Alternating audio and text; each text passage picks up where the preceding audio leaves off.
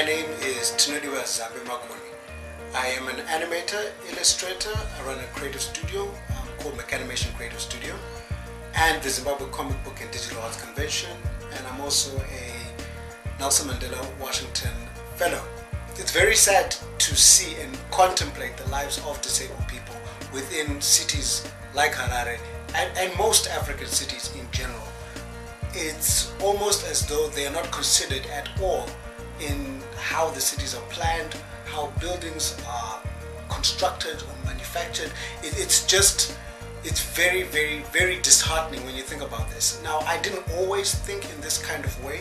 I realized this most on my trip to the States as part of YALI. One of our fellows was actually disabled, you could say. She had a hearing disorder, she could not hear. So she used sign language and whatever else. Now, the interesting aspect of meeting her and how she was treated in the States, everywhere she went, there was always a translator.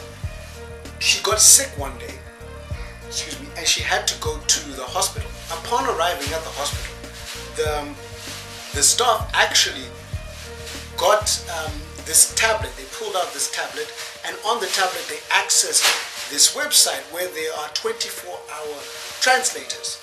And so the doctor would talk to her and she would communicate with this person to communicate to the doctor and get her help.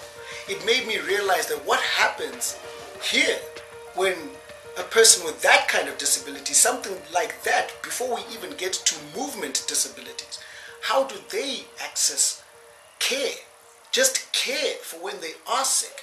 How do they communicate? How do they relate? I remember going through bus terminuses in the US, and there was a specific one for people who would be traveling in wheelchairs because they could not reach the top of the thing to swipe their card.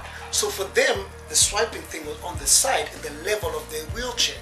Such a small consideration, but it really affects a person's standard of life.